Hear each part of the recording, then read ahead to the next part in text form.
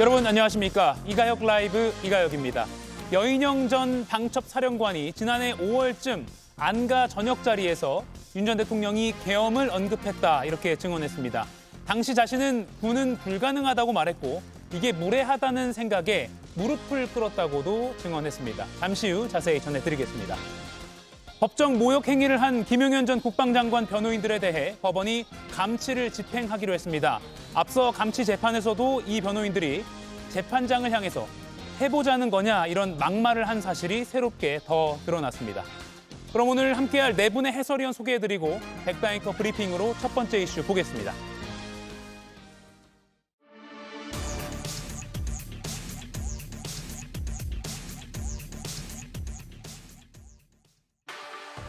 여인영이 이놈 이거 좀 황당한 애네. 어떻게 이런 놈이 방첩사령관 하냐라는 생각이 들듯이 적어도 대통령은 어찌됐든 증인처럼 방첩 업무를 오래 하지는 않았지만 검사 생활을 한 20몇 년 한 사람이란 말이에요. 오늘 윤석열 전 대통령은 지난주 직접 지목한 이거 좀 황당하네 여인영 전 방첩사령관과 법정에서 만났습니다. 혹시 명단을 받으신 적 있나요? 14명 정도? 형사재판에서 정확히 다투도록 하겠습니다.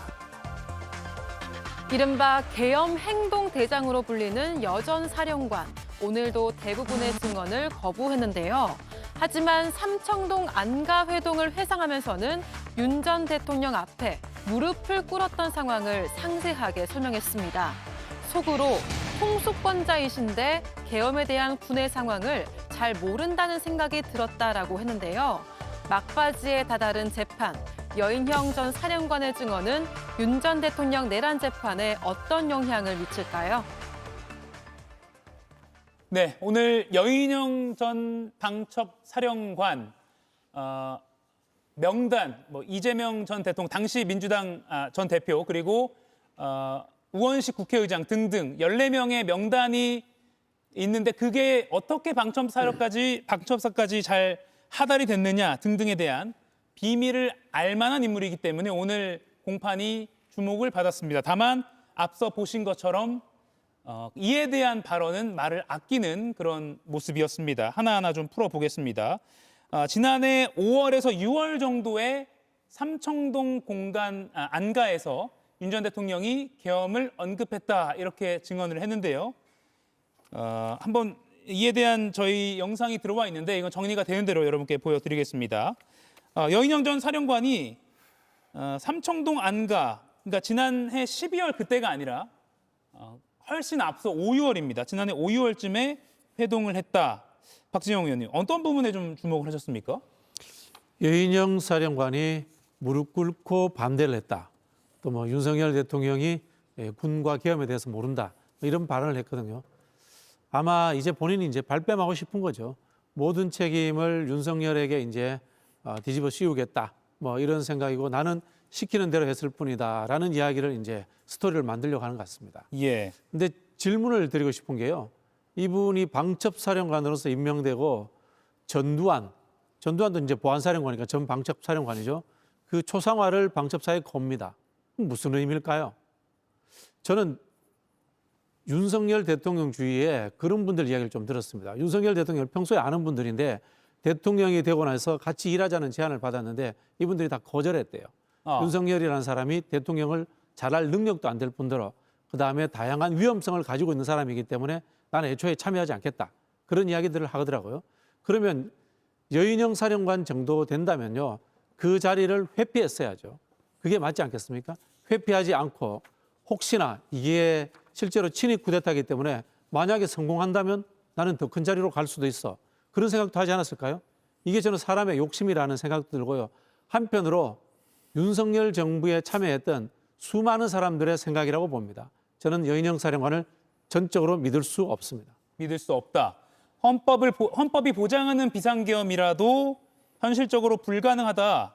이렇게 말을 하면서 윤 전 대통령 앞에서 무릎을 꿇었다는 게 여인영 전 방첩사령관이 오늘 오전에 증언을 한 내용입니다. 작년 5월에서 6월 정도 때 삼청동 안가에서 이런 일이 있었다는 걸 오늘 법정에서 증언했습니다. 김동원 위원님, 네. 아까 앞서 제가 말씀드린 대로 체포 명단의 진실을 가장 잘 알만한 사람 중에 한 명이 여인영 전 방첩사령관이잖아요. 그렇습니다. 예, 이에 대해서 좀 시원하게 말을 하지 않을까라는 언론의 기대도 있었거든요. 그렇습니다. 여인영 전 사령관의 지금 남아있는 가장 큰 쟁점이 바로 체포 명단. 이것을 누구에게 지시를 받았느냐, 그게 대통령이냐 아니면은 김영현 장관이냐, 이거에 대해서는 본인이 이거에 대해서 말을 회피를 했습니다. 내 형사재판에 영향을 미칠 수가 있다. 형사재판에서 다룰 예정이다 하는 그런 뉘앙스를 펼쳤는데요. 지금 방첩사의 합동수사본부가 설치됐다는 거 아닙니까? 예정이 돼 있다. 지금까지 나온 증언을 종합을 하면은, 그러니까 이 여인영 사령관이 아주 중대한 역할을 했다 하는 것은 뭐 분명한 그 팩트 같습니다. 예. 그리고 김영현 장관, 윤 대통령, 여사령관의 공통점이 뭡니까? 중앙고등학교 선후배라는 것 아닙니까? 그러니까 예. 일을 편하게 시킬 수 있고 이 입막음, 즉 그 보안을 철저하게 지킬 수 있다라고 하면서 이른바 정치인 체포, 그다음에 군판사 성향 파악, 체포조 편성, 이 방첩사는 체포 권한이었기 때문에 그래서 경찰을 동원을 한 것이죠. 조지어 경찰청장 얘기가 그래서 나온 것입니다. 그러니까 선포 전에 계엄 대비 문건도 봤다는 게 드러나 있고 포고령 초안도 작성을 했다. 이 계엄의 실행을 아주 핵심으로 했기 때문에 지금 여 사령관의 주목을 받고 있는데, 그중에서 가장 핵심이 지금 앵커께서 말씀하신 체포 명단 14명을 과연 누구로부터 받고 어떻게 실행을 했느냐, 이 얘기인데, 이것은 바로 이번에 증언은 거부를 했습니다마는 본인의 형사재판에서 무릎 꿇고 나는 반대를 했다라고 하니까 예. 진실을 내가 얘기를 해야 되겠다라는 것이 지금 드러나 있습니다. 그것이 뭐 죄수의 딜레마느니 뭐 이런 걸로 설명을 안 해도 다음 본인의 재판 때는 아마 그것이 하나씩 더 나올 가능성은 매우 높다. 저는 그렇게 판단하고 있습니다. 예, 지금 보시는 장면, 오늘 윤 전 대통령 공판 장면입니다. 지기현 부장판사가 있고요. 증인석에는 이렇게 여인영 전 방첩사령관이 앉아 있습니다. 피고인석에는 윤 전 대통령 그리고 변호인들이 앉아 있는 모습 보실 수가 있습니다. 사실 충암고에 지금 다니는 학생들이 애꿎은 피해를 입기 때문에 뭐 충암파 이런 말을 언론에서 이제 좀 많이 안 쓰고자 하는데, 그래도 관계를 설명하기 위해서는 윤 전 대통령, 김용현 전 국방장관, 그리고 지금 화면에 잡혔던 여인영 전 사령관 모두 충암고등학교 선후배 관계로 상당히 끈끈했다라고 알려져 있죠. 오늘 여인영 전 사령관이 계엄을 들은 시점, 지난해 5, 6월이라고 말한 이 법정 증언 내용 생생하게 여러분께 보여드리겠습니다. 뭐 조금 감정이 격해지셨는지는 모르겠지만 이 나라를 바로잡기 위해서는 헌법이 대통령한테 보장한 비상 뭐 대권, 비상 조치권, 제가 용어도 잘 헷갈리는데 뭐 그런 말씀도 언급이 나왔습니다. 그 와중에 그 뭐 계엄 이 얘기도 나왔습니다. 속으로 무슨 생각을 했냐면, 국군 통수권자이신데 지금 군이 계엄에 대해서 어떤 상황에 있고 어떤 인식을 갖고 있고 어떤 훈련이 준비가 돼 있고 하는 거를 전혀 좀 모르시는 것 같다는 생각이 들었습니다. 뭐 구체적인 계엄 계획이나 이런 거를 저한테 당연히 얘기하신 건 아니고 군의 실태를 말씀드렸습니다. 그럼 제가 왜 무릎을 꿇었을까요? 제가 1개 사령관밖에 안 되는데 대통령님 앞에서 무례한 발언을 내가 했구나 하는 생각도 들고 해서 죄송한 마음도 있고, 또 급하게 술도 한두 잔 들어간 게 있어서 감정이 격해져서 제가 무릎 꿇고 그러고 말씀드렸습니다. 판사님, 이 얘기를 좀 자세하게 한 이유는 딴 거는 사실 기억이 나다 안 나다 하지만 이 문제는 여러 번 곱씹어서 생각해 봤습니다. 왜냐하면 저한테도 굉장히 충격적인 일이었기 때문이죠. 예, 충격적인 일로 다가왔다. 다만 앞서 박진영 의원은 여전 사령관의 증언을 모두 다 믿기에는 어렵다라고 평가를 하기도 했습니다. 조기훈 의원님, 네.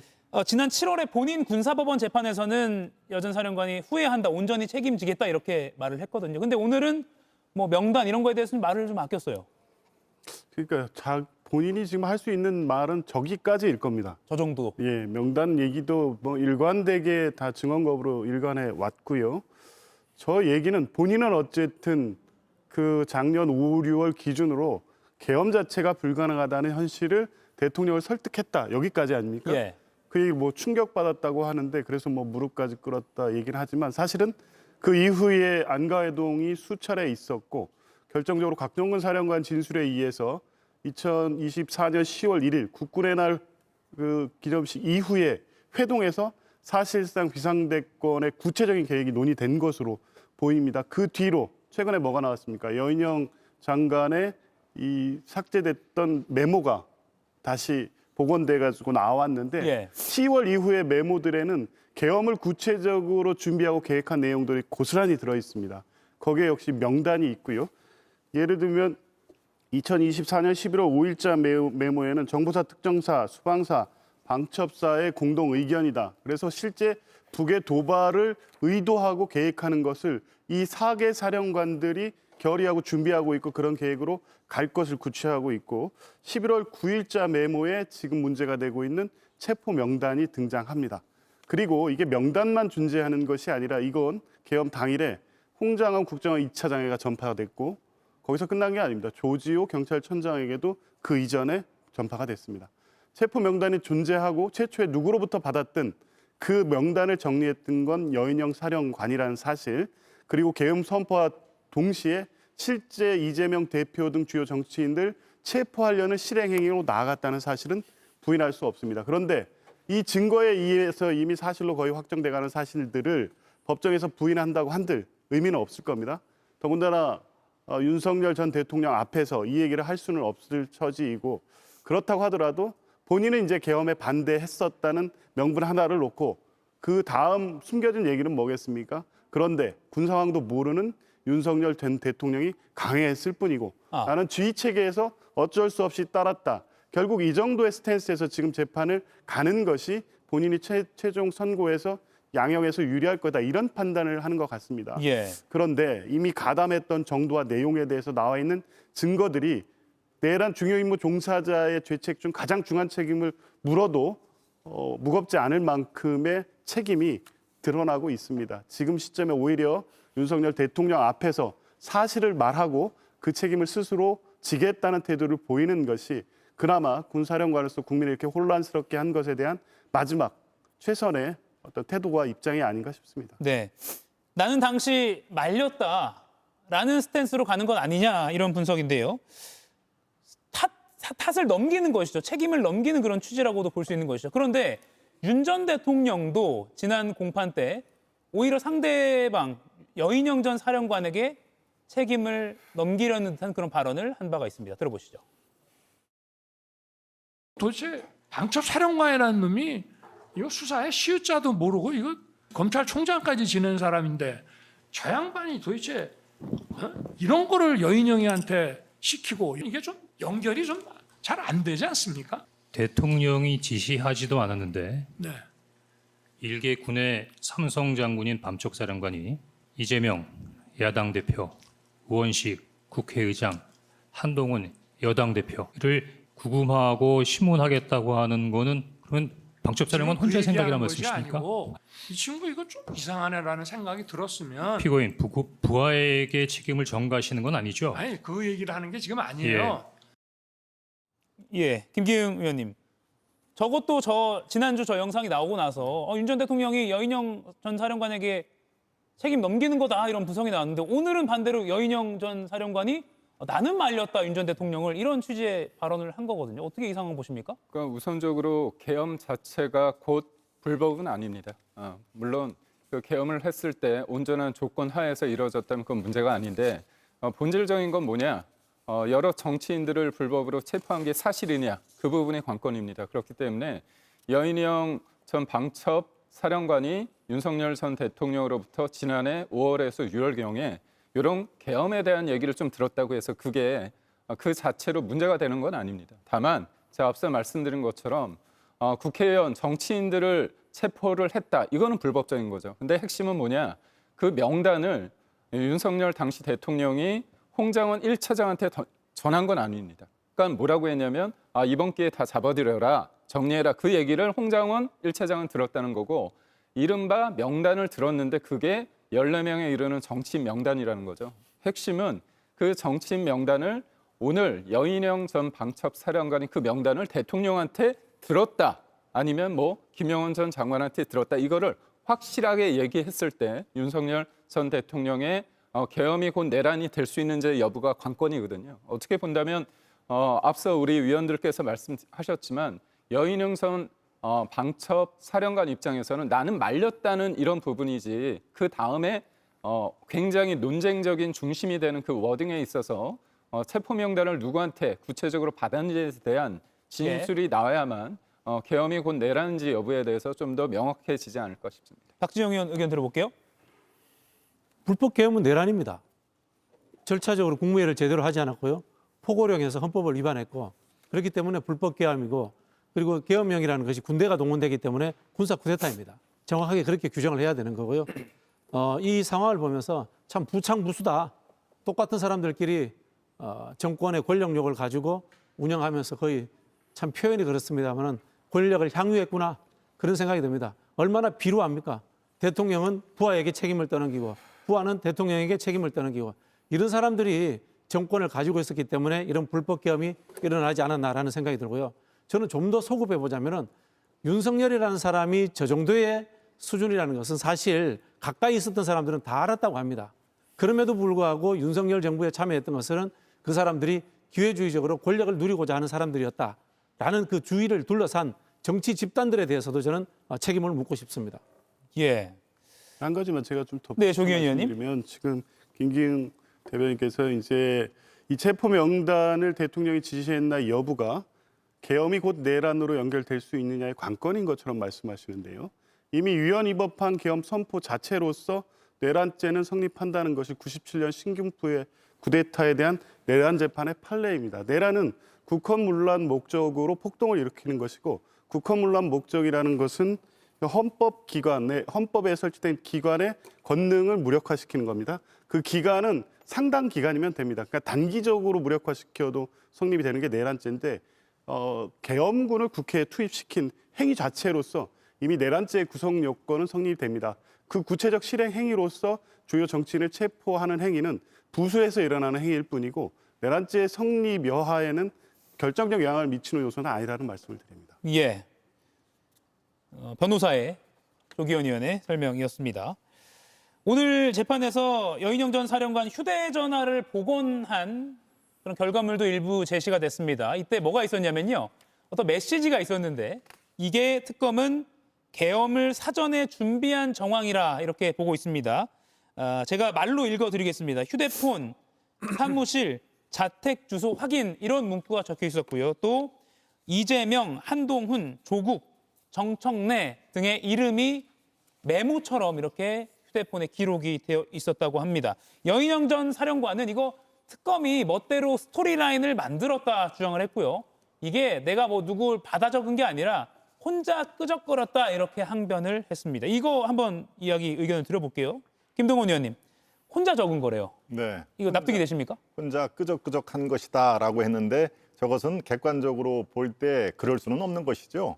혼자 끄적끄적한 내용에 이재명이라는 이름이 들어가고 국회의장 얘기 들어가고 한동훈 얘기 들어간다. 그럼 뭐 평소에 이들을 어떻게 생각하길래 그게 술 나올까요? 그러니까 저거는 객관적으로 생각할 때 바로 이 대통령한테 들었던 지시를 받았던 아니면은 바로 위에 충암고등학교 선후배로 아까 말씀드린 대로 아주 긴밀하게 항상 연락을 했던 김 장관한테 얘기를 들었던 간에 어디서 분명히 들었기 때문에 이 3명을 포함해서 14명 얘기가 나온 것이죠. 그런데 본인은 이렇게 지금 마치 무슨 잘 짜여진 그런 시나리오대로 지금 특검이 움직인다. 나는 꼭 그렇지는 않았다 하는 얘기. 정치인 체포뿐만이 아니라 군 판사 성향까지 내가 다 파악을 했다고 한다. 그리고 체포조를 편성을 했다. 천만의 말씀. 방첩사는 체포 권한이 없는데 어떻게 내가 체포조를 편성을 하느냐. 이런 식으로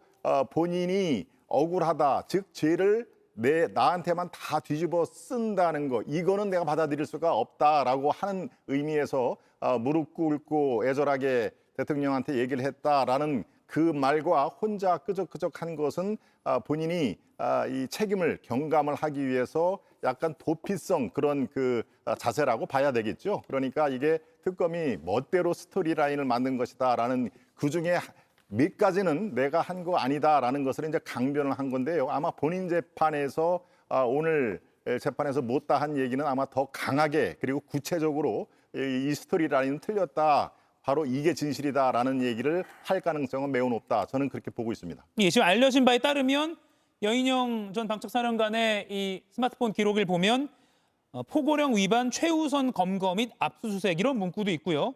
휴대폰, 사무실, 자택 주소 확인 뭐 이런 문구도 있다고 합니다. 지금 저희가 보여드리는 재구성을 한 그런 화면입니다. 조기현 의원님. 예. 혼자 끄적거렸다라고 보기엔 좀 구체적인 것 같기도 하고요. 어떻게 보십니까? 뭐 그렇죠. 또 일부 다른 명단이 몇 명의 이름이 다르긴 하지만 실제 계엄 당일에 조지호 경찰청장하고 홍장원 2차장한테 전달된 메모하고 주요 인사가 다 일치합니다. 그리고 이 메모는 뜬금없이 다른 다른 관련 없는 내용들 속에 하나 섞여 있는 내용이 아니라 이 계엄을 유도하기 위한 여러 가지 계획들 내용이 일관되게 정리된 메시지 중에 하나로 들어가 있는 거고요.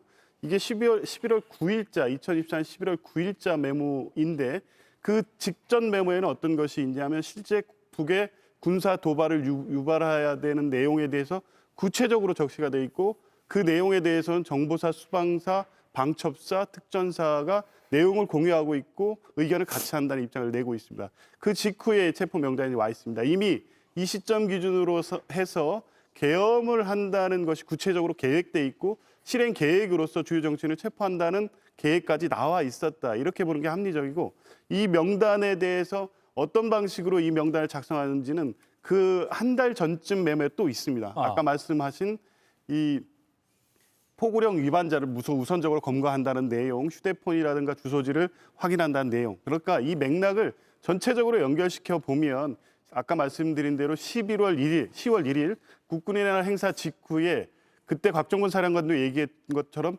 굉장히 격한 표현, 윤석열 대통령의 격한 표현들이 오고 갔고 그 직후부터의 지금 작성이 되는 메모의 내용들은 어떻게든 계엄 선포의 요건을 갖추기 위해서 북한은 도발을 유도할 것을 계획하면서 실제 계엄이 실행됐을 경우에 포고령을 선포하고 포고령을 위반한 자들 체포하는 구체적 계획이 되어 있고 그 마지막 단에 가서 이렇게 구체적 체포 명단이 나와 있습니다. 그리고 이 명단은 계엄 당일날 돌았습니다.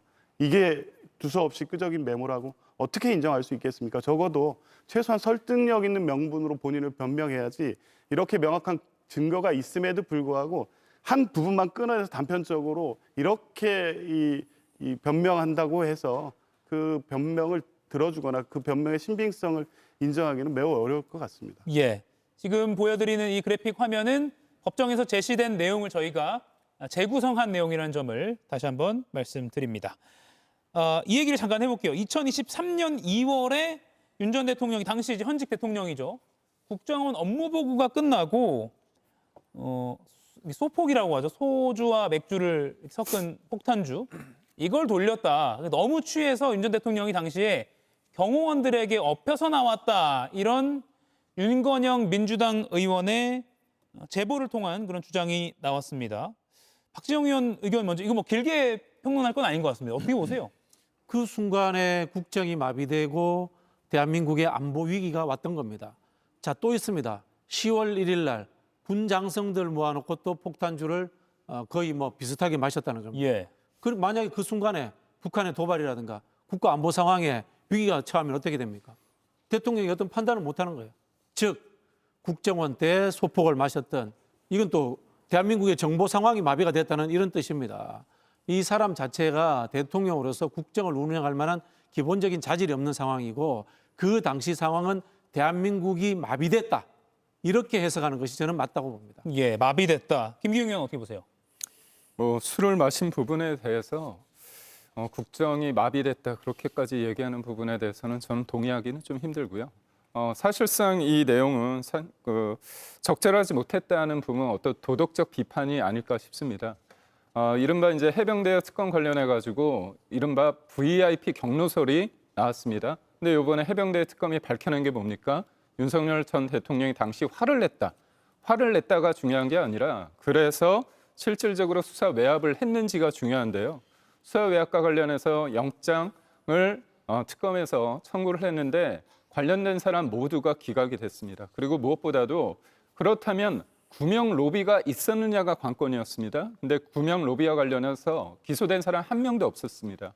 민주당에서 계속 얘기했던 게 뭐냐면 이른바 멋진 해병 단톡방에서 이종호 블랙펄 인베스트먼트, 그러니까 도이치모터스 관련한 사람이 VIP한테 내가 연락을 해서 사표 쓰지 않게 하겠다. 이게 문제가 불거진 거였거든요. 그런데 이거를 막상 특검이 수사를 했는데 이종호 씨를 기소조차 못했거든요. 그러니까 결국 화났다, 취했다 이런 어떻게 보면 감정적인 것들의 본질은 아니거든요. 그렇기 때문에 지금 저는 윤건영 의원이 윤석열 전 대통령이 뭐 과에 취했다 이런 도덕적인 비판을 할 수 있지만 이거를 국정이 그 당시에 마비됐다 이렇게 하는 건 좀 나간 분석이 아닌가 싶습니다. 예, 시청자 여러분들께서 아마 판단을 하실 것 같습니다. 뭐 술 관련된 어떤 풍문이 상당히 집권 초기부터 많이 돌았었는데 그에 대한 증언과 제보들이 조금씩 지금까지도 계속해서 이어지고 있는 것 같습니다. 그리고 또 이 부분 오늘 새롭게 드러난 사실이 있습니다.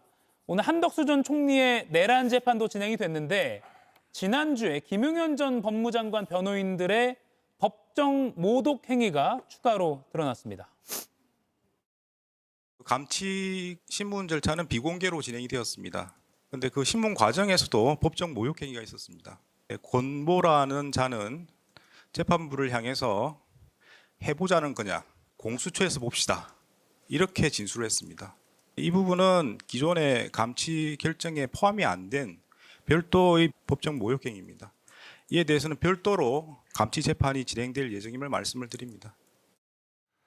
예, 감치를 하기 위해서는 비공개로 이른바 감치 재판을 열게 되는데 여기서도 재판부를 향해서 김용현 전 장관 변호인단이 공수처에서 봅시다. 또 해보자는 거냐 이런 말을 했다는 겁니다.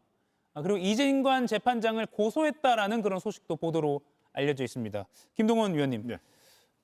뭐 피고인들이 화가 나서 뭐 재판장한테 이렇게 화를 내면 옆에 변호인들이 오히려 말리었다는 이런 이야기는 좀 들어봤는데 그렇습니다. 변호사들이 이렇게 나서서 하는 거 참 드문 것 같아요. 통상적으로는 지금 말씀하신 것처럼 변호사들이 그 변호인들이 진정을 하라. 여기는 그런 데가는 오히려 더 손해입니다라고 하는 그런 게 있는데 이거는 뭐 이 반대 현상이 벌어지는 것이죠. 오히려 김용현 장관은 묵묵부답으로 얘기를 안 하는데 글쎄요. 저 지금 두 분의 변호사는 이 재판 자체가 정치적인 그 재판이다라고 규정을 지금 하고 저런 행동을 하는 건데요. 실제로 이하상 변호사는 내란 수사가 곧 내란이다라고 주장을 했던 분입니다. 그러니까 지금 이 변호사들의 행위는 정치적인 행위를 법정에서 한다.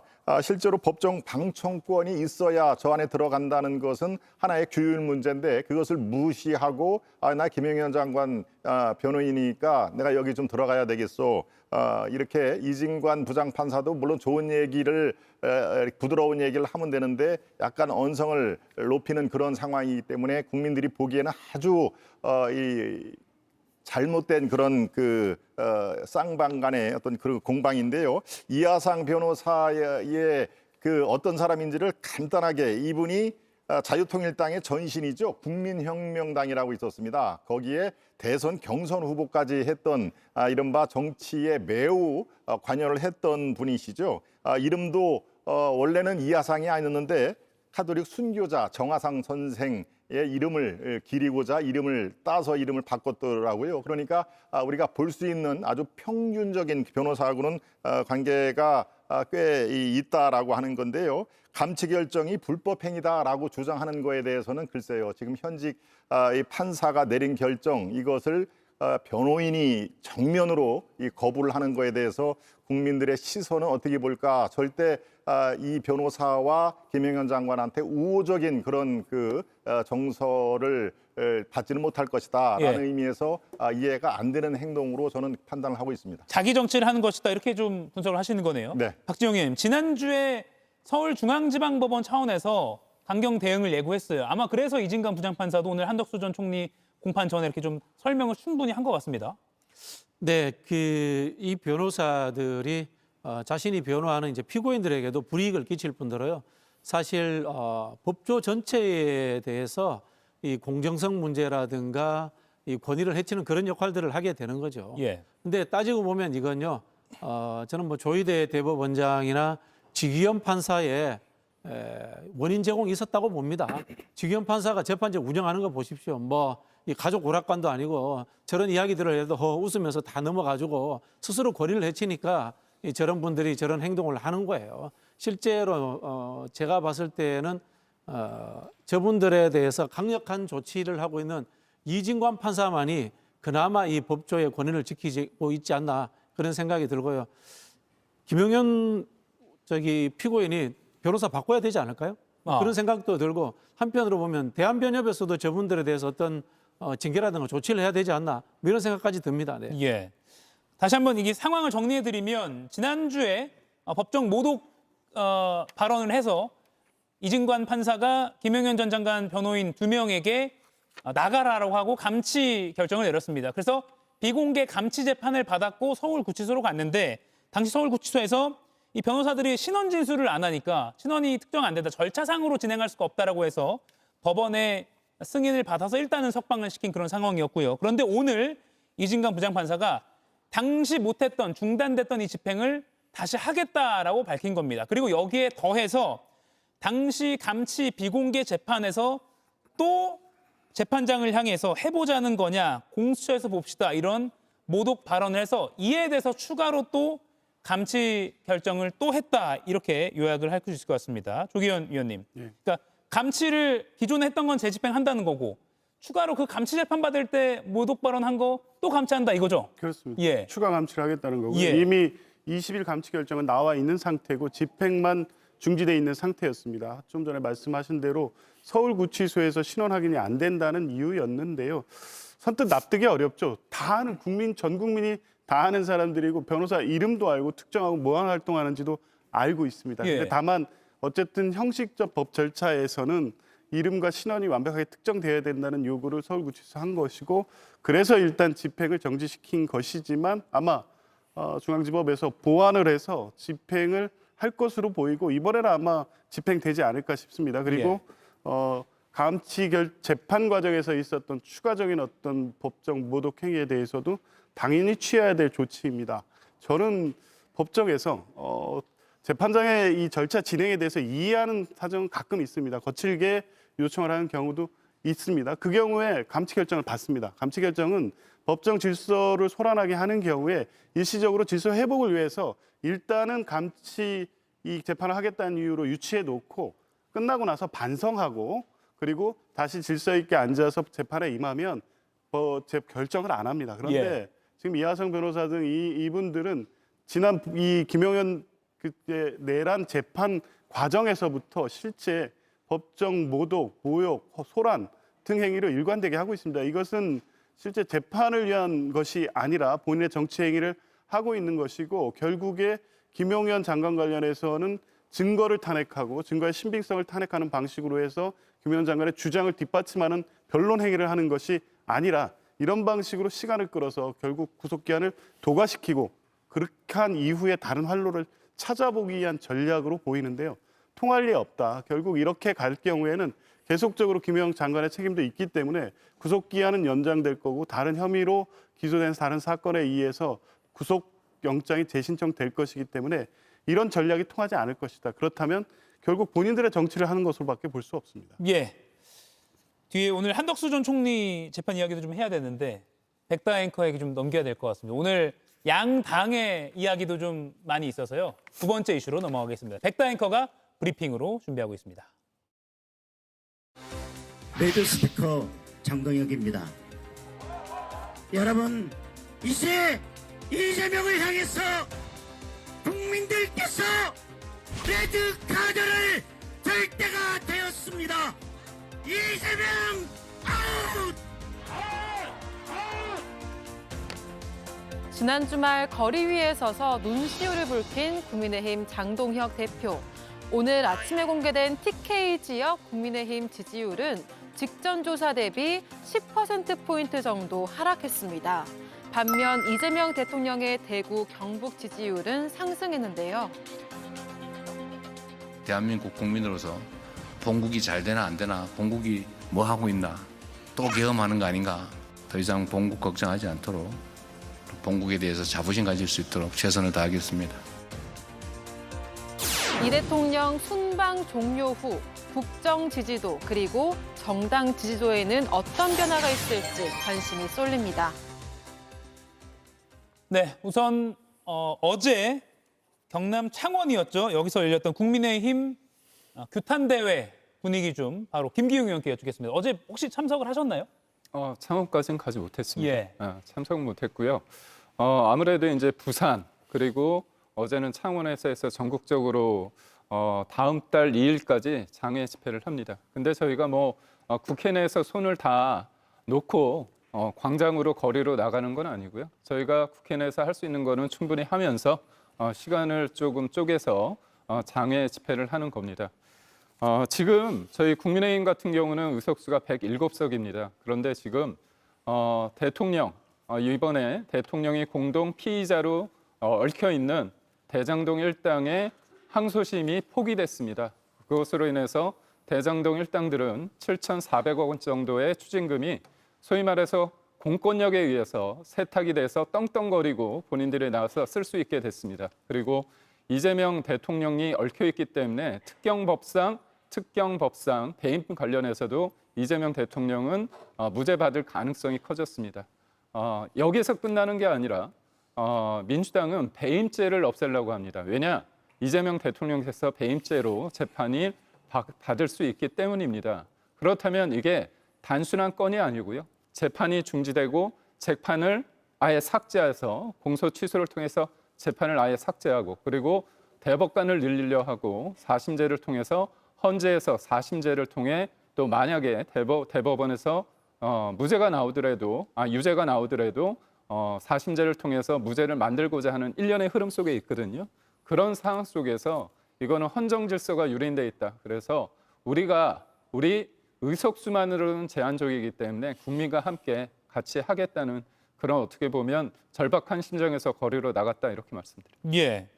국민의힘 입장을 들어봤는데요. 어제 장동혁 대표가 창원 현장에서 발언을 하면서 눈시울을 붉히기도 했고요. 이런 국민의힘 행보에 대해서 오늘 아침에 정청래 민주당 대표는 이렇게 말했습니다. 이제 국민의 자유를 잡아먹는 괴물 정권을 끝내야 합니다. 여러분, 이제 이재명을 향해서 국민들께서 레드카드를 들 때가 되었습니다. 이재명 아웃! 자유! 대한민국 고온! 이재명이 저 자리에서 내려오는 그날까지 여러분 함께 싸웁시다. 반성도 염치도 없는 국민의힘 행태에 분노를 금할 수가 없습니다. 그러면서 아스팔트로 나가 민생 회복과 법치 수호를 외치고 있으니 황당할 따름입니다. 위헌정당 해산 심판으로 길바닥에 나앉는 것을 미리 연습하는 건지는 모르겠으나 자신들이 망쳐놓은 민생과 법치를 부르짖다니 민망하지도 않은 모양입니다. 네, 박주영 의원님. 위헌정당 해산 심판으로 민주당은 맞대응을 했습니다. 네, 일단 국민의힘 행위에 기가 찹니다. 이재명 대통령을 향해서 레드카드 이야기를 하는데요. 윤석열 정권 때 김건희 도이치모터스 수사 종결했을 때 레드카드가 아니라 옐로우카드 하다못해 반칙이라도 불직을 했어요. 아무 행동도 하지 않았습니다. 부끄럽지 않습니까? 저는 기가 찬다는 생각이 들고요. 지금 이재명 대통령 해외 순방하면 지지율이 오릅니다. 윤석열 정권 당시에 해외 순방만 하면 사건 사고가 일어나가지고 전 세계에 대한민국의 품격을 떨어뜨렸습니다. 그때 한마디라도 했습니까? 아무 말도 못하고 엎드려 있던 사람들이 무슨 자격으로 저렇게 이야기하는지 저는 부끄럽다는 생각이 들고요. 아직도 내란이 아니라고 우기고 있습니다. 저는요, 정청래 대표가 추경호 원내대표 관련해서 수사 결과에서 내란 당시에 중요한 역할을 했다라는 증거가 나온다면은 충분히 내란 정당으로서 위헌 정당이 될 소지가 있다고 봅니다. 그리고 명태균 게이트를 통해서 대선 후보 선출 과정이라든가 과정에서 비민주적인 절차가 드러났다. 그리고 통일교회 당원 모집 과정에서의 비민주적 절차가 드러났다. 그렇다면 이건 역시 헌법 8조 2항 위반으로서 위헌 정당의 가능성이 충분히 있다. 아마 정청래 대표가 그걸 지적한 모양입니다. 예, 김동원 의원, 정청래 대표 위헌 정당 해산 심판 다시 언급을 했거든요. 예, 글쎄요, 참 길바닥에 나앉는 거 미리 연습하나 말의 어떤 품격이라고는 참 그렇습니다. 국민들이 보시기에 정말 이제 막장 드라마 같다라는 말이 여기저기서 나오는데요. 지금 상황에서 추경호 의원의 체포 동의안 이게 목요일 날 국회에서 통과가 되면 공교롭게도 이 체포 발부 여부가 12월 3일 하루 전이나 12월 3일이나 그렇게 됩니다. 그러니까 12월 3일이 바로 이 계엄 1년이라는 거는 뭐 시청 여러분 잘 아시겠지만 예. 장동혁 대표의 취임 100일이라는 또 시점이 있거든요. 공교롭게 추경호 의원의 체포 동의안 이것에 대해서 최종적으로 법원에서 발부 여부도 12월 3일 저간에 이게 여러 가지가 겹쳤습니다. 그러니까 만일에 추경호 의원의 어떤 체포 이런 것이 통과가 된다면은 아마 지금 정청래 대표가 얘기한 위원정당 해산 심판 이것은 정말 브레이크 없는 그런 그 질주를 하게 되겠죠. 그런데 저는 글쎄요 추위원의 체포 동의안 이것은 뭐 발부가 되지는 않을 것이다.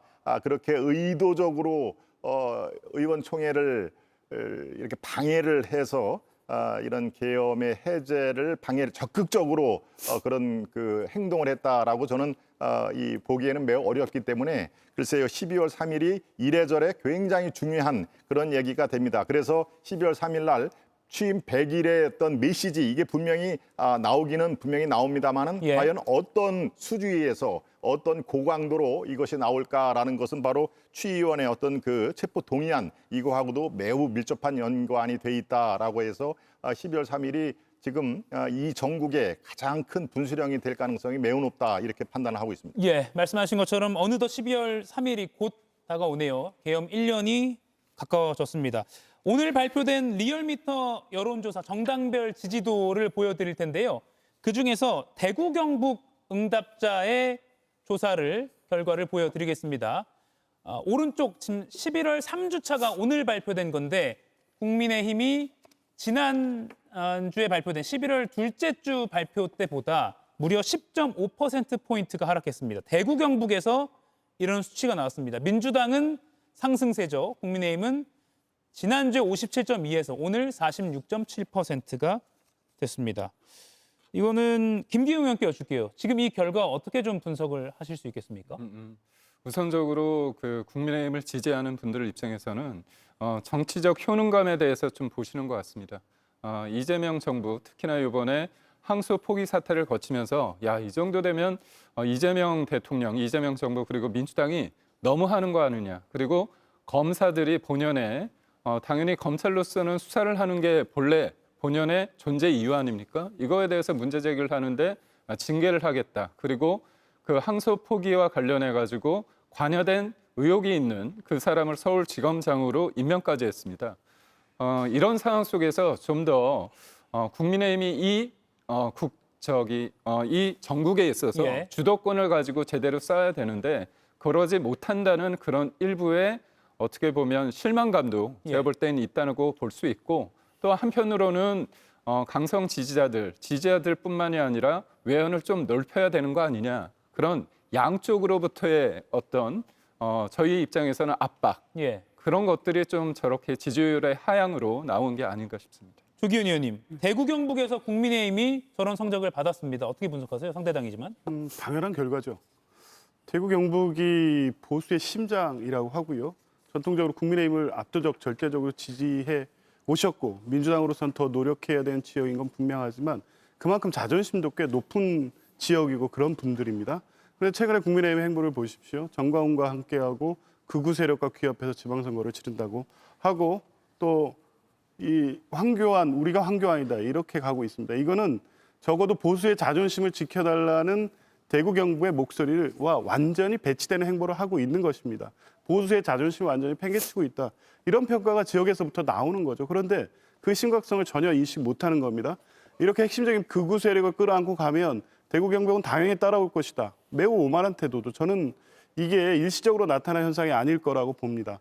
비상계엄 내란 이후에 적어도 수습하고 보수가 회복하는 것을 지금까지 기다려주시면서 일정 지지율을 보내주셨던 것뿐이지 예. 우리는 무슨 일이 있어도 너희에게 펴줄 거야. 이렇지 않으실 겁니다. 아마 이 심각성을 정말 뼈저리게 느껴야 될 것이고 그런다면 지금처럼 저런 장애 집회 가서 이재명 대통령과 이재명 정권 민주당을 비판하는 것만으로 그분들의 마음을 얻을 수 있다?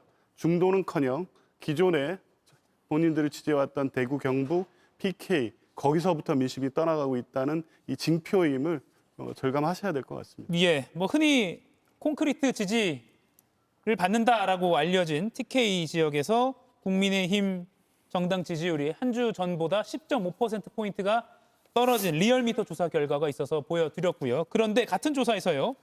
이재명 대통령 국정수행 평가를 역시 대구 경북 지역을 한해서 좀 보여드리겠습니다.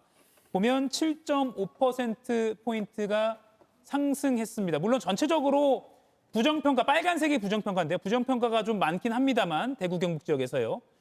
긍정평가가 지난주에는 36.9%였는데 이번 주 발표된 조사에서는 44.4%로 7.5%포인트 상승했습니다. 박지영 의원님, 이건 어떻게 봐야 됩니까? 반대인가요? 앞서 말씀하신 것처럼 국민의힘 지지율이 떨어진 게 이재명 정부가 잘 못 싸워서 떨어졌다. 이건 뭐죠? 전혀 근거가 없다는 이야기죠. 이재명 대통령 지지율이 올라가니까 국민의힘 지지율이 떨어진 거예요. 그렇게 이제 연동되어 있다. 이렇게 보시면 될 것 같고요. 어쨌든 윤석열과 한번 비교를 해보시면 알잖아요. 에이펙이라든가 그리고 요즘 뭐 주가라든가 경제 위기 이런 부분들을 극복해가는 대통령의 노력에 대해서 대구 경북 그 주민들도 이제 박수를 보내고 있는 거고요. 한편으로 보면 대통령이 TK 출신입니다. TK 출신이고 본인을 지지했는 수치와 관계없이 전 국민의 대통령으로서 역할을 하고 있기 때문에 저는 전국에서 고르게 지지율이 계속 올라갈 것이다 이렇게 예측합니다. 네. 예, 김동원 의원님, 저 결과는 어떻게 보세요? 그렇습니다. 이 조금 전에 제가 그 현장에 있다가 이쪽으로 왔습니다는 전국 당협위원장 워크숍이 있었습니다. 그때 장동혁 대표가 와서 또 여러 가지 메시지를 했는데 한마디로 얘기하면은 똘똘 뭉쳐서 끝까지 싸우자라는 메시지를 줬습니다. 이 지금 현재의 구도가 이건 체제 전쟁이다. 자유민주주의와 법치주의를 유린하는 세력과 그것을 지키려는 그 체제 전쟁이다. 그럼 체제 전쟁에는 구심력이 있어야 되기 때문에 내부 결속 반드시 필요하다. 그리고 무도한 민주당 세력의 끝까지 우리가 투쟁을 하려면은 이 외연 확장 이런 것들이 이제 추가로 논의가 될 상황인데요. 지금 한 가지 제가 덧붙이고 싶은 말은 TK의 저런 현상은요. 어떤 이재명 정권을 잘하네. 이재명 정권을 지지할까 이런 것보다도 제가 그분들을 이렇게 여러 가지로 취재를 했습니다만은 이런 게 섞여 있습니다. 저 이재명 대통령과 민주당 정권의 무도함 이것을 왜 제대로 국민의힘은 제어를 못하느냐. 투쟁을 하려면 더 똑바로 해야 되고 좀 제발 좀 어떻게 좀 해봐라. 너무 무력한 거 아니냐라고 하는 그런 게 분명히 섞여 있습니다. 저게 저 수치에는 그렇기 때문에 저것을 이재명 정권에 대해서 우호적으로 지금 기류가 흐른다라고만 볼 필요는 없다. 그것을 좀 효과적으로 제어를 하고 화끈하게 컨트롤을 좀 할 그 야당이 지금 제 역할을 못한다라는 준엄한 그 회초리로 평가를 해주실 필요도 있다 이렇게 말씀을 드립니다. 예, 같은 여론조사 결과지만 미워하는데 여론조사에서 잘한다고 응답하는 그건 말이 안 되잖아요. 저는 그건 너무 황당한 주장이시라는 생각이 듭니다. 중도층에서 저쪽으로 갈 수도 있는 것이고요. 여론조사 우리가 흔히 보지 않습니까? 이른바 국민의힘에서 실망했다고 바로 민주당으로 갑니까? 천만의 말씀이죠. 그렇다고 이재명 대통령을 지지한다고 하진 않아요. 여론조사라는 게. 예. 뭐 아무튼 지금 국민의힘 패널 두 분께서도 지금 국민의힘이 잘못하는 부분이 많다라는 점에 대해서는 지적을 두 분도 좀 공감을 하시는 것 같습니다. 지금 저희가 속보 자막으로도 띄워드리고 있는데요. 지금 G20 남아공 순방을 마치고 튀르키예로 도착을 했고요 이미. 근데 튀르키예 향할 때 기내에서 인터뷰를 했던 내용들이 이재명 대통령의 발언들이 조금씩 속보로 나오고 있습니다. 기자 간담회 기내에서 있었던 그 영상이 들어왔는데요. 보여드리겠습니다. 제가 이렇게 해외 순방을 다녀보니까 참 절박하다는 생각이 들었어요.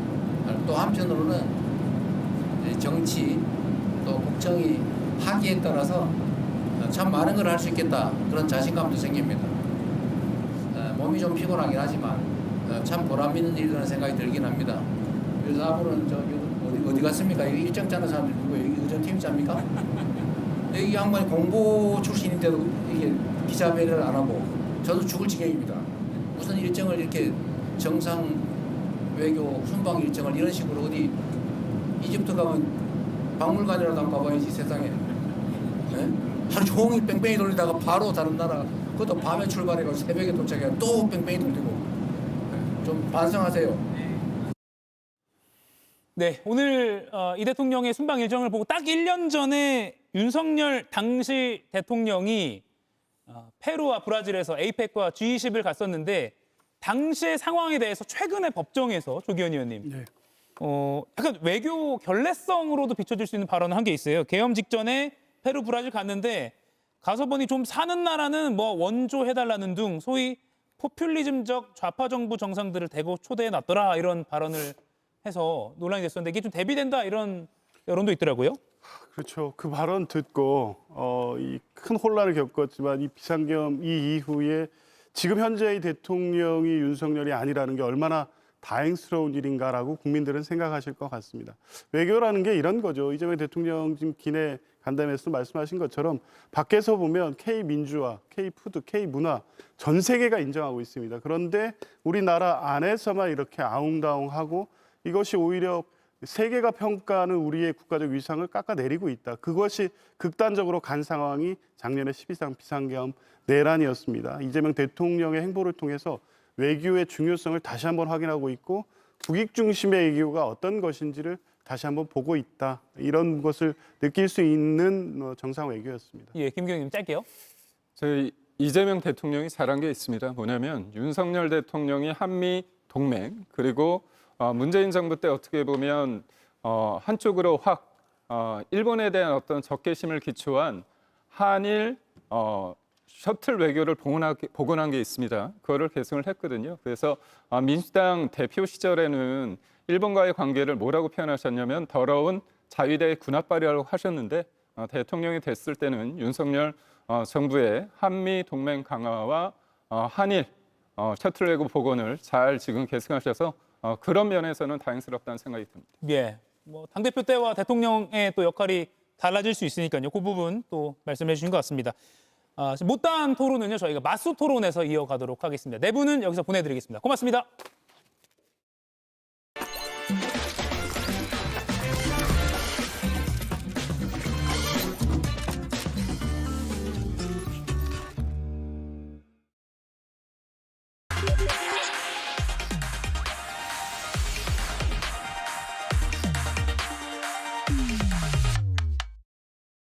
네, 월요일 마수 토론 홍익표 전 더불어민주당 원내대표, 김종혁 전 국민의힘 최고위원 두 분과 함께합니다. 어서 오십시오. 안녕하십니까. 반갑습니다. 네, 첫 번째 주제는 백다 앵커가 브리핑으로 준비하고 있습니다.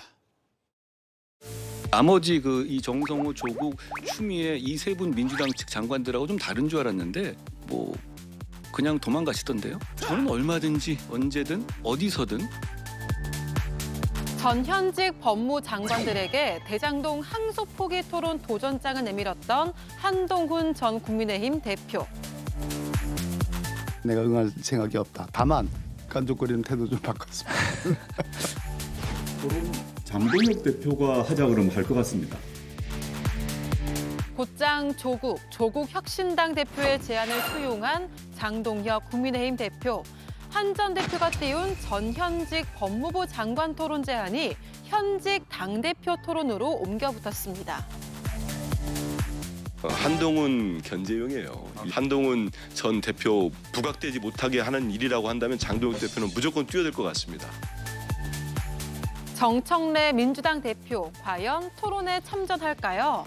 대장동 항소 포기 토론 개최 여부에 시선이 쏠린 가운데 국민의힘의 텃밭, 대구 경북 지지율이 10.5%포인트 하락했다는 결과가 나왔습니다.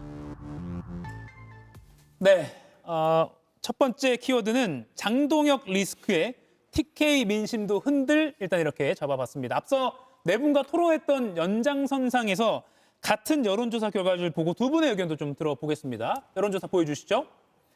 정당 지지도 이건 전국 전체입니다. 민주당이 리얼미터 이번 주 발표된 것 보면 47.5%고요. 국민의힘이 34.8%입니다. 격차가 조금 더 벌어졌네요. 보면요. 그리고요. TK 지역 정당 지지도 다시 보여주세요. 네, 국민의힘이 46.7%, 민주당이 36.9%. 여전히 국민의힘 지지도가 높긴 한데 전주에 비교하면 57.2에서 46.7로 국민의힘 지지율이 10.5%포인트 하락했습니다. 김종혁 위원님, 어떻게 분석해야 될까요? 그러니까 우리가 그 여론조사 하나를 가지고서 예. 이게 뭐 완전히 그렇게 같다라고 단정적으로 얘기하는 것은 그 약간 좀 무리수가 있죠. 예. 이게 일시적인 현상일 수도 있으니까. 하지만 뭐 그런 걸 있잖아요. 왜 제비 한 마리가 왔다고 봄이 온 건 아니다라고 얘기하지만 제비가 오면 머지않아 봄이 온다라는 것도 다른 뭐 그것도 이해할 수 있는 거잖아요. 근데 이게 대구 지역이라는 데가요. 그 대구는 이기는 보수를 원하는 거거든요. 그러니까 누가 됐든 간에 이긴다면 그 사람을 우리가 지지할 수 있다. 이런 정서가 좀 있어요.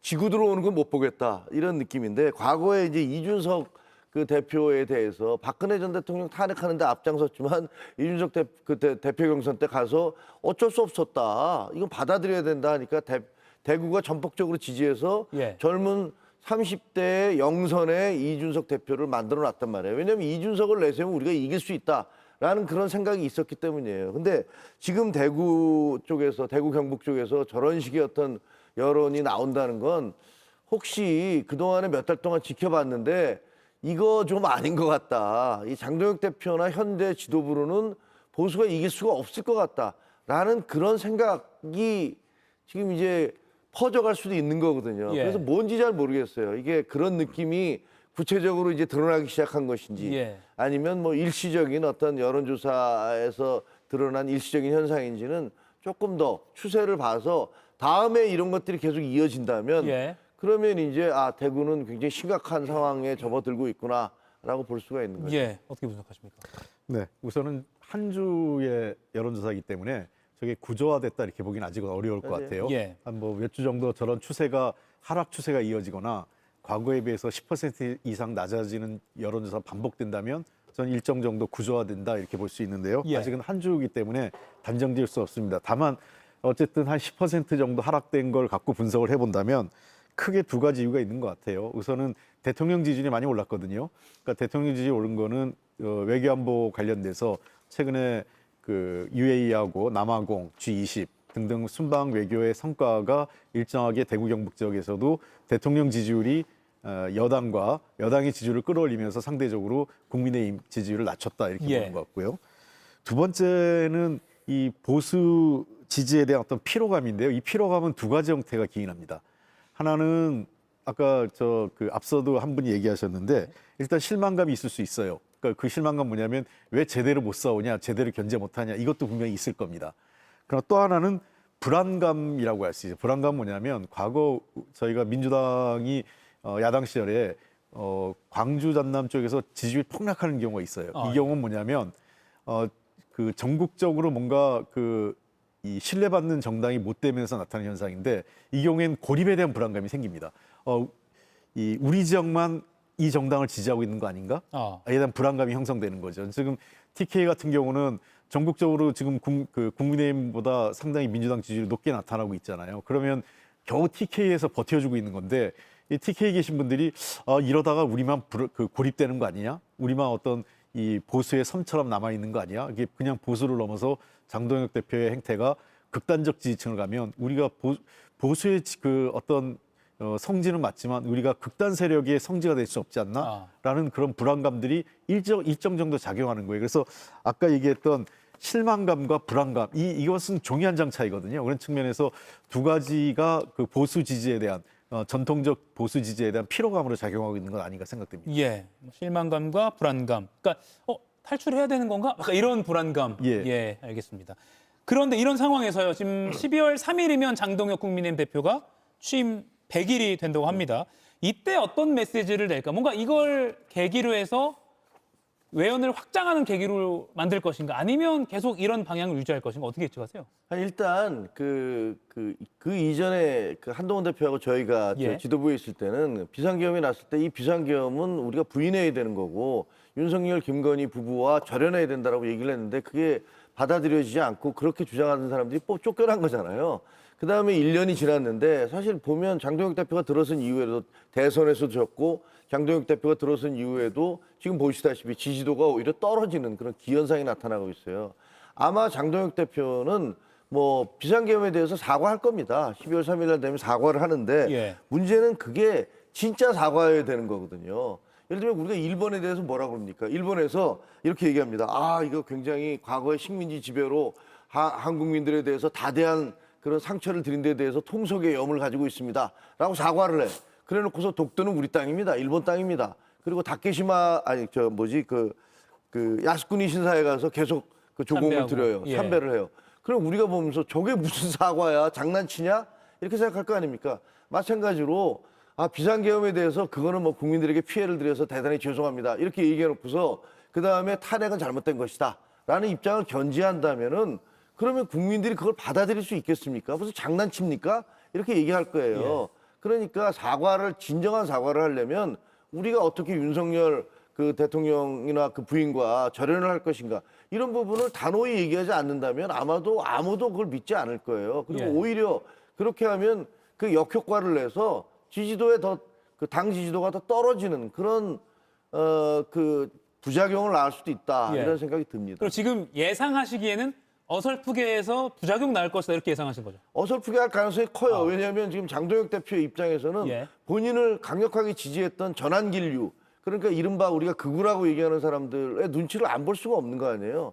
그러니까 저는 장동혁 대표가 어차피 강을 건너왔으면 배를 버리고 이제 진격을 해야 될 거 아닙니까? 그러면 그쪽과 절연을 해야 되는데 지금까지 해온 모습을 보면 아주 어정쩡하게 이쪽 눈치 보고 저쪽 눈치 보고 계속 얘기하는 거예요. 처음씩 뭐 그 1도씩 좌클릭하겠다고 했으면 100일이 됐으면 100도가 좌클릭이 됐어야 되잖아요. 근데 오히려 처음에 출범했을 때보다 더 오른쪽으로 가 있는 것 같은 느낌이어서 상당히 안타깝습니다. 어떻게 예측하십니까? 뭐 워낙 뭐 지금 김정혁 최고께서 좋은 말씀해 주셔서 조금만 덧붙인다면 장동혁 최고가 진짜 바뀌려면 이 행태에서 뭔가를 보여줘야 돼요. 말로만 바뀌었다가 아니라 그게 진정한 사과라고 할 땐 행태에서 드러나는데 탄핵 그 비상계엄과 12.3 비상계엄 잘못됐다고 하면서 윤호개인 세력 계속 옹호하고 윤석열 대통령의 관계가 어정쩡하면 아까 얘기했던 야스쿠니 신사 방문하는 거하고 똑같은 이 이미지를 주는 거죠. 그런 측면에서 저는 지금 장동혁 대표가 만나야 될 사람을 좀 잘 선별해야 될 것 같아요. 정광훈 목사나 무슨 그 황교안 전 대표 이런 쪽을 지금 찾는 게 아니라 사실 보수의 전성기는 3당 합당과 함께 시작됐어요. YS하고 결합하면서. 즉 그렇다면 지금 어정쩡한 위치에 있는 얼마 전에 김영삼 대통령 추모일도 있었는데 YS계를 적극적으로 껴안는 모습부터 시작돼야 되는 거죠. 전직 김무성 대표나 김동영 전 대표 같은 분들이라든지 아니면은 좀 더 그래도 중도 합리적 보수라고 보여지는 유승민 대표를 만난다든지 뭐 등등해서 이제 장동혁 대표의 진짜 정치적 행보가 합리적 보수하고 뭔가 관계를 만들려고 하는구나라는 모습을 누군가를 만나면서 보여줘야 되죠. 예컨대 지금 대선 과정에는 이재명 대표를 지지했던 조갑재 씨나 정기재 위원 같은 분들을 만나야 되는 거예요. 보수 입장에서. 그런 분들의 마음을 다시 돌려서 국민의힘 지지로 원래 전통적인 국민의힘 지지로 끌어오지 못하는 한 제가 보기엔 보수의 완전한 결합을 하기 어려운 거죠. 그러니까 지금 장동혁 대표 일각에선 산토끼보다 집토끼를 먼저 하겠다고 했는데 이게 산토끼와 집토끼의 문제가 아니에요. 이건 뭐냐면 이미 그 둘 관계는 잘못하면 집토끼와 산토끼가 아니라 하나는 뭐라 할까요? 사자와 뭐 그 어떤 초식동물의 관계라고 할까? 사자를 우리에 놓는 순간 초식동물은 돌아오지 못하는 거예요. 그런 측면에서 어느 세력과 먼저 해야 될 건지 어느 세력과 하는 것이 국민의힘의 미래를 보여야 될지 단기적으로는 아마 윤어게인 세력을 절연하는 순간 지지율이 좀 빠질 수 있어요. 그러나 저는 선거 국면으로 갈 때 본격적인 선거 국면이 다가올수록 지지율이 훨씬 더 탄력을 붙는 게 그쪽이라고 봅니다. 정치인은 미래를 보면서 가야 되는데 저는 좀 답답한 게 자꾸만 과거를 바라보고 있잖아요. 그러면서 우리를 강력하게 지지하는 이 사람들마저 놓치면 우리는 완전히 형해화 돼버린다. 이런 두려움이 있는 것 같아요. 그러니까 우리가 잘못했다는 걸 반드시 그냥 인정하고 그다음에 국민께 제대로 고하고 중도층에게도 우리가 이렇게 열심히 하겠습니다라고 얘기해서 이들의 지지를 받아들여야 돼. 끌어안아야 된다라는 그런 용기를 내야 되는데 제가 보기엔 용기가 없어요. 용기가 없고 그냥 우리를 그냥 막 지지한다는 사람들을 틈에만 둘러싸여서 그 사람들로부터 위안을 얻으려고 하기 때문에 그러니까 점점 쪼그라드는 거예요. 왜냐하면 그들의 주장이 시대적 보편성이라든가 논리에 맞지 않거든요. 그러니까 계속 쪼그라들 수밖에 없는 거죠. 용기를 내시기를 좀 부탁드립니다. 앞서 김무성, 김동연 그리고 유승민 전 의원을 예로 들으셨는데 한동훈 전 대표도 그럼 거기 포함됩니까? 만나야 될 사람. 만나면 만나는 게 맞는데 예. 제가 그것까지는 지금 뭐 장동혁 대표가 예. 이건 노선의 문제가 아니라 약간의 개인적 감정의 문제가 있으니까 예. 그럼 뭐 좋아요. 그것까지 뭐 이래라 저래라 하기 뭐 하는데 예. 순서상 어쨌든 그런 보수의 합리적 보수나 개혁적 보수의 상징성이 있는 분들을 만나야 되는 거죠. 그리고 대구 경북의 지지율을 회복하려면 저는 그랬으면 좋겠어요. 지금 국민의힘이 대구 경북 정당이라고 하는데 대구 경북의 그 차세대 리더도 안 보여요. 예. 그러니까 대구 경북에 늘 지금 4선, 5선 뭐 이렇게 하면서 그냥 그 대구 경북의 그 맹주로서 근데 전국적 인지도는 거의 없는 분들로 그냥 채워져 있단 말이에요. 그냥 직업이 국회의원이에요.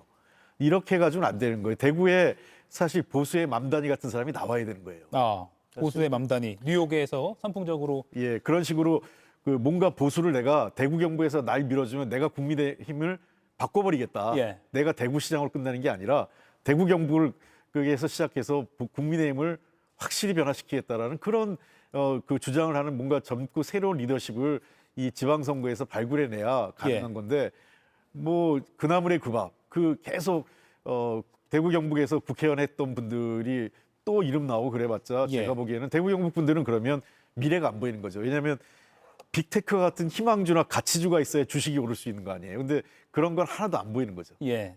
이 얘기로 좀 넘어가겠습니다. 토론 얘기인데요. 대장동 항소 포기 관련해서 한동훈 전 대표가 사실 조국 혁신당 대표에게 제안을 했는데 장동혁 대표와 조국 대표가 합치가 됐습니다. 일단은 실제 성사가 될까요? 아직은 성사가 됐다라고 말하기엔 좀 섣부른 것 같아서요. 저는 안 될 것 같아요. 안 될 것 같다. 네, 왜냐하면 말만 저렇게 하지. 예. 그 실질적으로 예를 들면요, 그 정청래 대표가 응하겠습니까? 정청래 대표 입장에서는 조국 대표가 상당히 좀 서운할 거예요. 아니 이거 대장동 사건은 조용히 넘어가야 되는데 덮어야 되는데 왜 자꾸 논란을 불러일으키느냐? 그러면 거기서 4명이 끼어든 거 아니에요 지금. 조국, 장동혁, 그때 정청래 대표까지 하자 그랬더니 예. 이준석 대표도 아니 그러지 말고 2대2로 합시다 그래갖고 4명이 끼어들게 되면 이게 계속 어쨌든 논란이 될 거 아닙니까? 이런 식으로 대장동 사건에 대해서 계속 논란이 확산되는 걸 민주당 입장에서 원하겠습니까?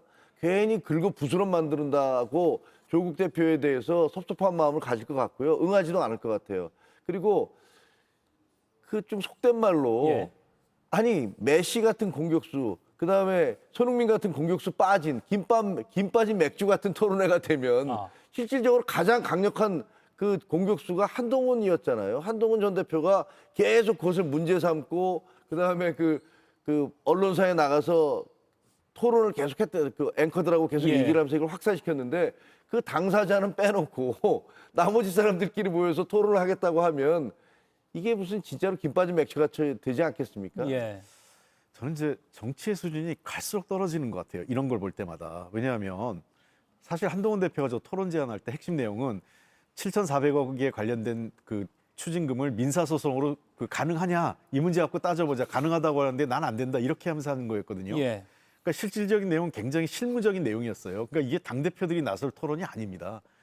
저는 기껏 한다면 뭐 각 당의 법사위 관계자들이나 법률 전문가들이 나와서 뭐 이런 뭐 JTBC나 이런 방송에서 주관하는 토론에서 할 만한 주제죠. 기왕에 뭐 장동혁 대표나 정청래 대표, 조국 대표, 뭐 이준석 대표까지 포함해서 당대표 관련되면 내년도 신년에 대한민국 정치가 어디로 가야 되나 이런 정도의 토론을 예. 해볼 만하다고 봐요. 필요하면. 그러니까 이게 그 대표들이 해야 될 토론과 대표가 아닌 그 실무자들이 해야 될 토론을 구분 못하면서 이게 당대표급이 해야 될 토론은 전혀 아닙니다. 이게 왜 이 해야 될 것과 하지 말아야 될 것, 그리고 또 다른 누군가 해야 될 것을 구분 없이 그냥 뭐 이렇게 막 하는 거는 저는 좀 답답해요. 이런 것들을 볼 때마다. 실제 실현 가능성도 높지 않아 보여요. 높지 않다. 왜냐하면 실제 하게 되면 뭐 절차와 방식, 세부적인 방안, 그럼 방송사를 어디로 할 거냐, 뭐 아니면 방송사가 아니면 유튜브로 할 거냐, 또 방송사도 이게 뭐 그 내년 지방선거 얼마 안 앞두 시점이 아니기 때문에 형평성 때문에 어떻게 맞추냐 이거 골치 아파요. 그리고요 아마 조국 대표 쪽에서 대장동뿐만이 아니라 검찰 개혁을 비롯해서 전국 전반에 대해서 토론하자 이런 식으로 얘기를 할 겁니다. 그러면서 의제 협정이 안 될 거예요. 그럴 가능성이 매우 농후합니다. 근데 저는 차라리 뭐 이런 방송사에서 내년 그 2026년 대한민국 정치 어디로 가나 이런 거에서 자유롭게 토론하게 하는 게 맞아요. 당대표급의 토론이라면. 예. 글쎄 그 세 분이 나와서 내년에 대한민국의 정치 미래를 얘기하실 수 있을지는 잘 모르겠습니다. 왜냐하면 그동안에 해오신 말씀들이 워낙 파괴적인 말씀들을 많이 하셔서. 아니 저는 뭐 그게 누가 그 사람이 자질이 있냐 없냐에 대한 각자 판단이 있지만 최소한 각 당의 당대표라면 그 정도의 주제를 갖고 토론을 해야 된다는 겁니다. 예, 참고로 저희 코너 이름이 맞수 토론이기 때문에 저희는 언제든 열려 있습니다. 첫 번째 토론 이슈는 여기까지 하고요. 두 번째로 좀 넘어가 보도록 하겠습니다. 민주당의 권리당원 권한을 확대하는 1표제 당원 당규 개정을 놓고요. 당내에서도 공개적인 비판 목소리가 나오고 있습니다. 당대표 최고위원 선출 시 대의원과 권리당원 1인 1표제 도입에 대한 논란이 커지고 있습니다. 민주당이 지난 수십 년 동안 운영해온 중요한 제도를 충분한 수기 과정 없이 단 며칠 만에 밀어붙이기식으로 폐지하는 게 맞느냐 하는 문제 제기입니다. 더구나 왜 대통령 순방 중에 이렇게 이의가 많은 안건을 밀어붙이느냐, 그래서 당원들을 분열시킬 필요가 있느냐라는 것입니다. 예, 맞수 토론 두 번째 주제, 민주당 당원 개정 공방, 당대 엇박자 또 물음표 이렇게 찍어봤습니다. 이건 홍익표 의원께 먼저 여쭐게요. 어떻게 봐야 됩니까, 이거? 저걸 보면서 야 정말 그 정치적 논쟁의 대상은 그 정말 변화무쌍하구나 이런 생각이 듭니다. 예. 이게 2023년도 제가 원내대표 시절에 저 당원을 바꿨어요. 예. 예, 그 전에는 그 1대 20이 그때 만들어진 겁니다. 1대 20 미만으로 하자. 그 당시 이재명 대표 이전에, 그러니까 이재명 대표를 포함해서 뭐 송영길 대표, 그 전에 이낙연 대표 등등을 뽑힐 때마다 계속 이 대의원의 비중이 높아졌어요. 그러니까 대의원 한 명의 투표가 그때는 거의 1대 60이 넘었습니다. 예. 그 대의원의 수는 한정돼 있는데 권리당원 숫자가 계속 느니까 그런 상황이 발생했거든요. 그래서 그 당시에 우리 그 소위 적극 지지층들이 강력하게 요청했습니다. 1인 1표를 하자. 네. 뭐 모든 그 소위 얘기해서 그때 적극 지지층을 한 여러 단체들도 그런 얘기를 했고 그때 그걸 반대하는 사람들을 수박이라고 그랬어요. 예. 그때 반대 토론을 했던 분이 1대 20으로 겨우 그걸 또 이제 원래 1대 1로 가자는 거를 욕을 먹어가면서 야 너무 급격하게 가지 말자라고 그 이재명 대표가 중재를 해서 1대 20으로 바꿨거든요. 원래 이재명 대표도 1대 1로 가려고 그랬어요. 예. 근데 욕을 먹읍시다 1대 20으로 합시다 했는데 그걸 반대했었어요. 몇몇 의원들이 공개 토론을 제안해가지고 온라인 방송을 통해서 우리 그 민주당 방송 온라인 방송을 통해서 반대 토론까지 생중계하고 그랬었는데 저는 이 1대 1로 가겠다는 것에 대해서는 원칙적으로 맞아요. 이걸 가야 됩니다. 왜냐하면 우리 선거 모든 선거의 원칙은 4대 원칙이 있잖아요. 보통, 비밀, 직접 선거, 평등 선거라고 돼 있지 않습니까? 그러니까 1대1의 가치를 바꿔서는 안 돼요. 이게 1대1의 가치가 불가피했던 것은 과거 시기에 불가피한 측면이 있었습니다. 체육관 선거 때문에 15,000명 이상을 모으기도 어려웠고, 그다음에 지금과 같은 전자투표가 가능하지 않아서 모여가지고 투표를 해야 되기 때문에 여러 가지 제도적이나 기술적 한계가 있어서 대의원과 등가를 이렇게 동일하지 않은 등가를 뒀는데 이제는 1대1로 가는 게 맞습니다. 다만 지금 지방선거에 저게 아무런 영향을 안 줍니다. 내년 8월 당대표 선거에만 영향을 주거든요. 이미 지방선거는 모든 투표자가 1인 1표예요. 대의원이나 권리당원이나. 그런 측면에서 저는 이 방법은 조금 더 당대표께서 너무 밀어붙이기보단 충분히 당원들한테 설명을 하면서 1대1의 원칙이 이재명 당대표 시절에도 하려고 했던 거고 당의 당원 주권 정당 그리고 앞으로의 미래 정당을 하기 위해서는 혁신의 중에서는 이게 필요하다는 거를 좀 더 설명하는 과정을 거쳤으면 어땠을까 하는 생각입니다. 실제 어제 페이스북에 정청래 대표가 1인 1표제는 이재명 대표 시절부터 꾸준히 논의가 되었다라고 이렇게 글을 올린 바도 있습니다. 김종혁 의원님. 이거는요, 우리 경연을 보잖아요. 노래 경연 같은 경우 보면 심사위원과 일반 그 관객들 있잖아요. 투표를 한단 말이에요. 근데 어떤 프로그램에서는 심사위원들한테 10표, 그리고 여기는 1표 이렇게 주기도 해요. 왜냐하면 전문가들의 의견도 중요하다. 이런 거니까.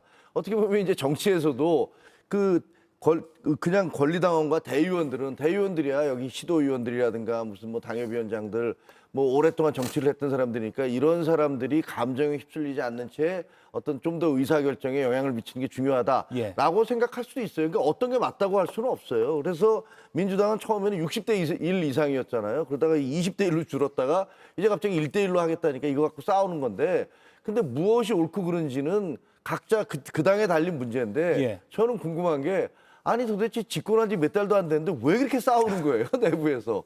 이게 한두 번이 아닙니다. 원내대표와 김병기 원내대표와 정청래 당대표가 특검법을 앞두고서 기자들한테 가서 물어봐 하면서 막 고함치는 그런 일들이 있었죠.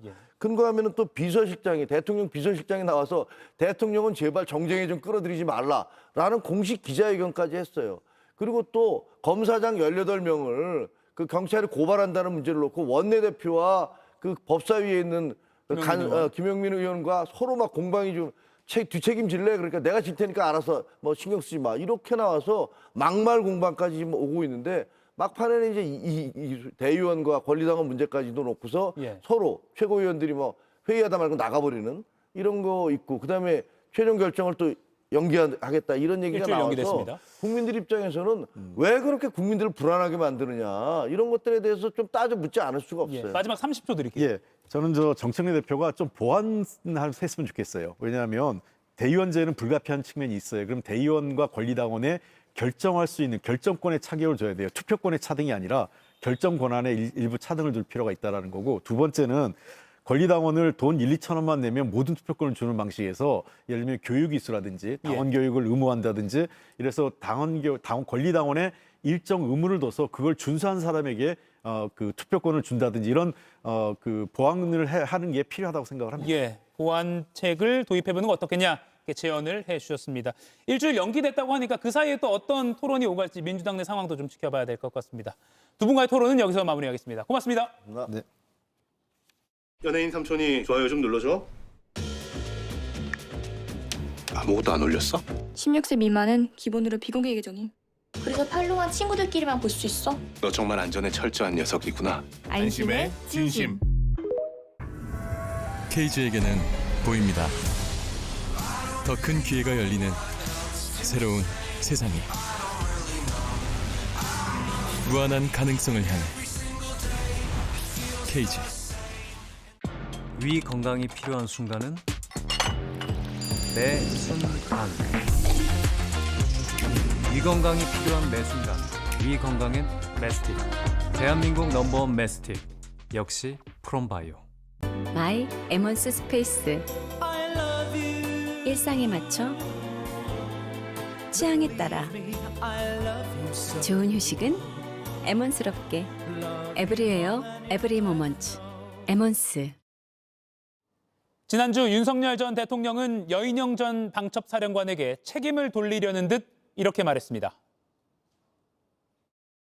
뭐 도대체 방첩사령관이라는 놈이 이거 수사에 시우자도 모르고 이거 검찰총장까지 지낸 사람인데 저 양반이 도대체 이런 거를 여인영이한테 시키고 여인영이가 대통령 지시받아 이런 거를 증인한테 부탁한다는 건 이게 좀 연결이 좀 잘 안 되지 않습니까? 그리고 오늘 윤 전 대통령 재판의 증인으로 나온 여인영 전 사령관. 윤 전 대통령이 작년 5, 6월 삼청동 안가에서 비상대권과 계엄을 언급했다며 국군 통수권자인데 계엄에 대한 군의 인식에 대해 전혀 모르는 것 같아 불가능하다는 취지로 설명했다 이렇게 증언했습니다. 고교 선후배로 꽤 가까웠다고 알려진 두 사람. 이젠 법정에서 서로를 탓하는 모습입니다. 하지만 이재명, 우원식 등이 포함된 계엄 체포 명단은 누구 지시였는지, 어떻게 방첩사에 하달됐는지 등 두 사람이 답해야 할 것은 아직 많습니다. 오늘 한 컷이었습니다. 삼촌, 뭐 봐? 틱톡. 좋아하는 것만 쫙 보여주니까 재미가 없을 수가 없다. 그게 돼? 제한 모드로. 틱톡. 알아서 걸러주니까 모두에게 적합한 컨텐츠만 볼 수 있지. 연예인 삼촌이 좋아요 좀 눌러줘. 아무것도 안 올렸어? 16세 미만은 기본으로 비공개 계정임. 그래서 팔로우한 친구들끼리만 볼 수 있어. 너 정말 안전에 철저한 녀석이구나. 안심의 진심. 양념치킨 바삭하면 안 돼요? 스윗하게 바삭, 매콤하게 바삭. 양념치킨의 바삭한 유혹. 스위치리킹. 야, 우리 냄새 나면 어떡해? 이대로 하면 실내가 너무 말 거야. 페브리즈 실내 건조. 말릴 때 젖은 옷에 뿌려두면 냄새 부위 직접 탈취. 다시 빨지 않아도 신내가 페브리즈 실내 건조. 바로 이어지는 JTBC 뉴스룸 예고해드립니다. 특검이 김건희 씨 자택에서 확보한 로저비비의 가방은 2개인 걸로 드러났습니다. 모델명과 가격도 특정됐는데 각각 180만 원대와 260만 원대입니다. 잠시 후 뉴스룸에서 단독 취재한 내용 전해드립니다. 이가혁 라이브 오늘 순서는 여기까지입니다. 내일 오후 5시에 다시 뵙겠습니다. 고맙습니다.